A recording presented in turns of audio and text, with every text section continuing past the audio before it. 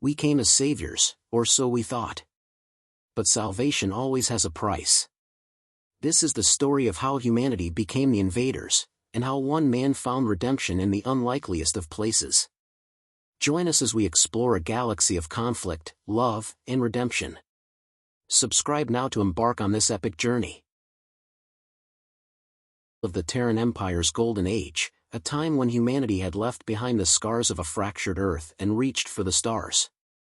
Born in the sprawling urban hive of New Tokyo, he was raised on stories of humanity's resilience. His father, a decorated veteran, had fought in the First Expansion War. His mother, an engineer, had worked on the hyperlane gates that connected distant star systems. From an early age, Marcus was taught to believe in the Empire's manifest destiny. Earth is our cradle, his father would say, but it is not our prison. Resources on Earth had been exhausted, and the colonies of Mars and Europa were barely sufficient to support the burgeoning population. To survive, humanity needed to expand, and if that meant taking from others, so be it. Marcus excelled at the academy, rising quickly through the ranks. By the time he was 30, he was a lieutenant commander, handpicked to lead ground operations on Zephyra. The mission was clear: subdue the planet and secure its vast energy reserves. For Marcus, it was the culmination of years of training and ambition. But deep down, there were cracks in his certainty. He had read the classified reports on the Zephyrites, peaceful, intelligent, and deeply connected to their planet. Was this conquest truly necessary? He buried these doubts under layers of discipline and duty, telling himself that survival justified any cost. Kyra was born in the floating city of Zyralis, the crown jewel of Zephyra. Her people were intertwined with their planet in ways humans could scarcely comprehend. The Zephyrites' bioluminescent markings weren't just for show, they reflected their emotions and connected them to the planet's neural lattice, an organic network that linked all living things. As a child, Kyra had trained as a sentinel, one of the guardians of her people's way of life. Her mother, a revered elder, taught her the old songs that resonated with the planet's life force. Kyra loved Zephyra deeply, from its shimmering forests to its skybound oceans. She had never imagined a world where that connection could be severed. The Terrans shattered that illusion. When the Empire's fleet arrived, they demanded Zephyra's surrender. The elders refused, believing the planet's defenses would hold. They were wrong. Orbital strikes reduced cities to ash, and Kyra's mother was killed in the first wave.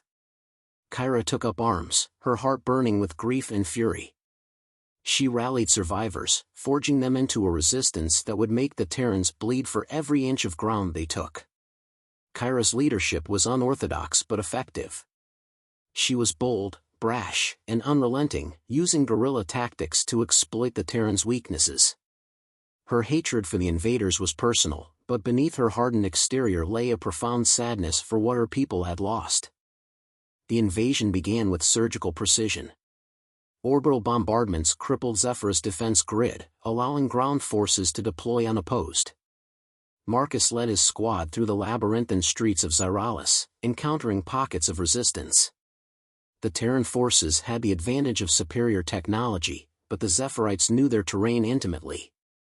In their first clash, Marcus came face to face with Kyra. She moved like a wraith, her bioluminescence flickering as she darted between cover. Her rifle spat bolts of plasma, taking down two of his men before they could react. "Stay sharp," Marcus barked, returning fire. He caught a glimpse of her face, sharp, determined, and defiant, before she disappeared into the shadows. The battle raged for hours, leaving the streets littered with bodies. Though the Terrans claimed victory, it felt hollow. Civilians lay among the dead, their wide, luminescent eyes staring into the void. Marcus tried to justify it as collateral damage, but the image haunted him. Weeks passed. The Terran Empire tightened its grip on Zephyra, but the resistance remained a thorn in their side. Marcus, now promoted to captain, began to question the morality of their mission. He saw the propaganda for what it was, half-truths designed to paint the Zephyrites as selfish aggressors. The reality was far different. These were a people defending their home, their culture, and their very existence. The moment that broke him came during the razing of a Zephyrite village. His squad was ordered to evacuate the civilians, but when resistance fighters ambushed them, the higher-ups called in an orbital strike. The village was obliterated, along with hundreds of innocents. Marcus stood in the aftermath, ash falling like snow, his heart heavy with guilt. Was this necessary? He asked Captain Drayden. Survival is never clean, Drayden replied coldly. If you can't stomach it, you're in the wrong line of work. That night, Marcus couldn't sleep.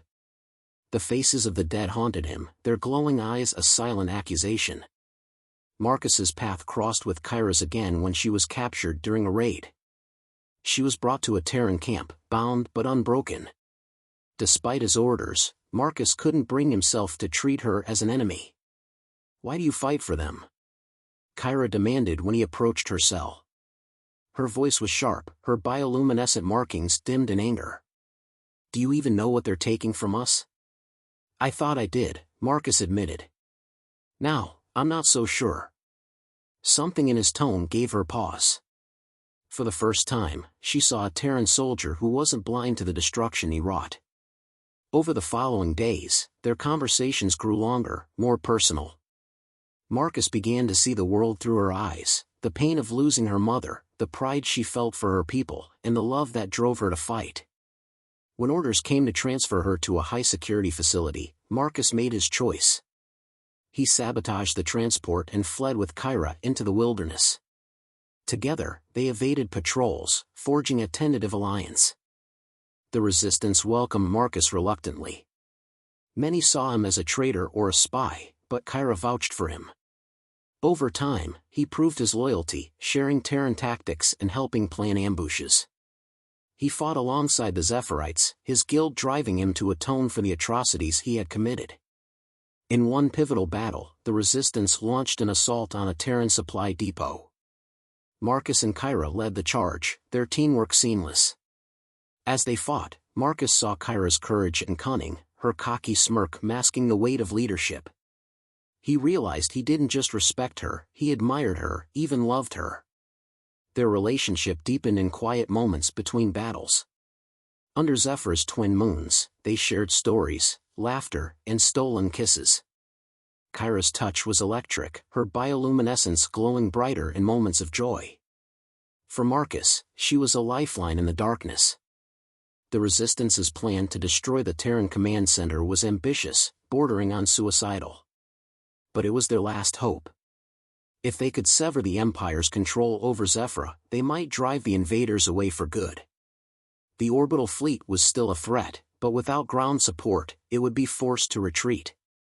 The Resistance gathered at an abandoned Zephyrite temple, its once glorious spires now cracked and overgrown. Marcus studied the holographic map projected before him, his jaw tight as he traced their route to the command center.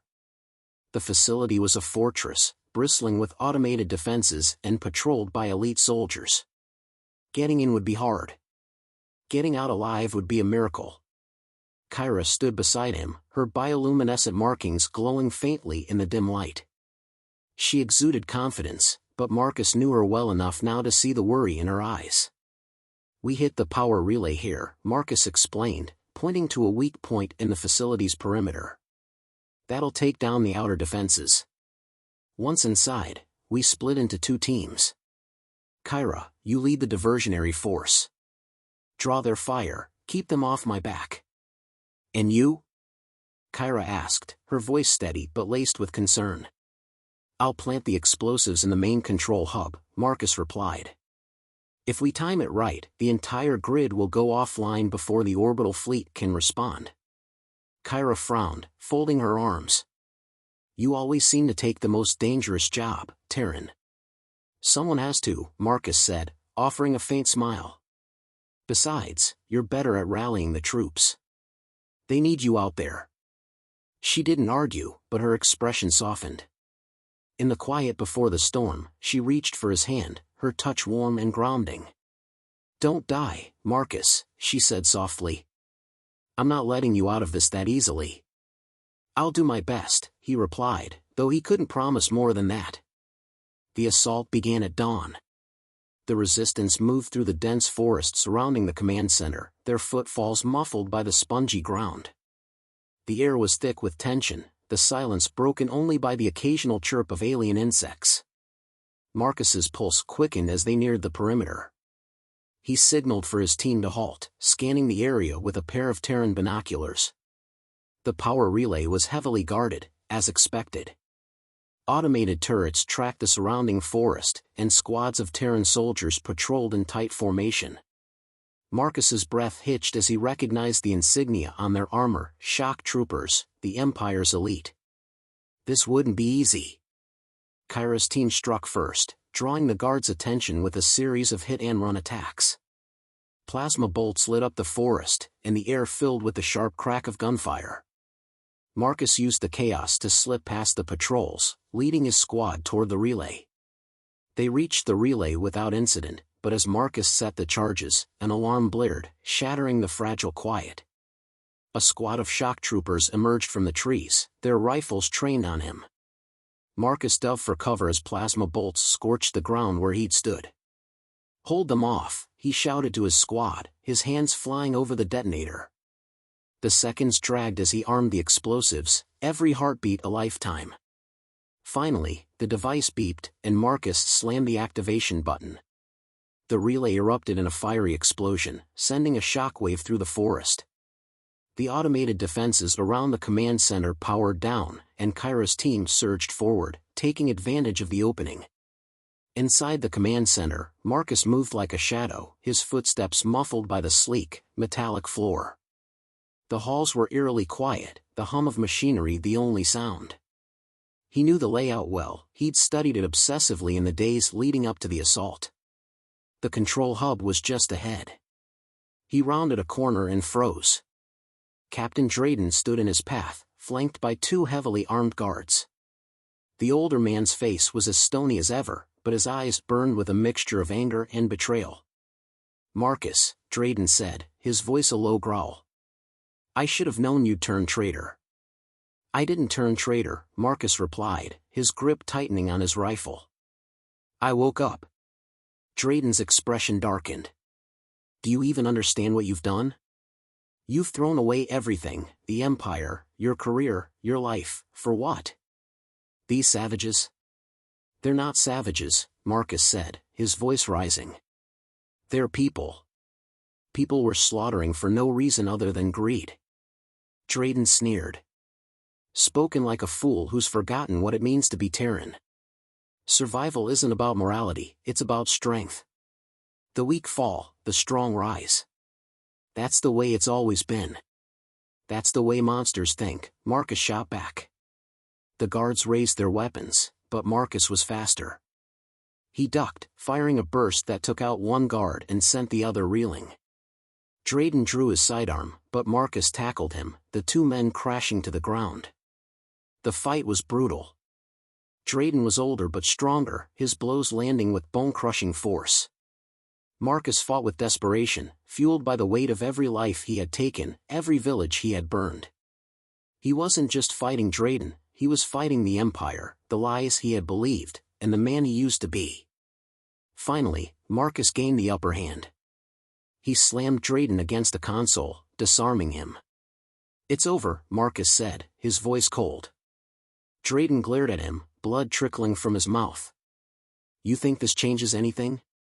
The Empire will never stop. You'll die for nothing."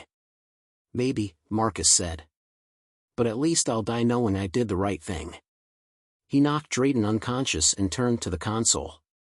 The explosives were already in place, their timer counting down.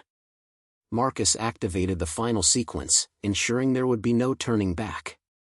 The resistance barely made it out before the command center erupted in a massive explosion, the shockwave visible for miles. The Terran fleet, deprived of its ground support and power grid, began a hasty retreat. The battle was over, but the cost had been staggering.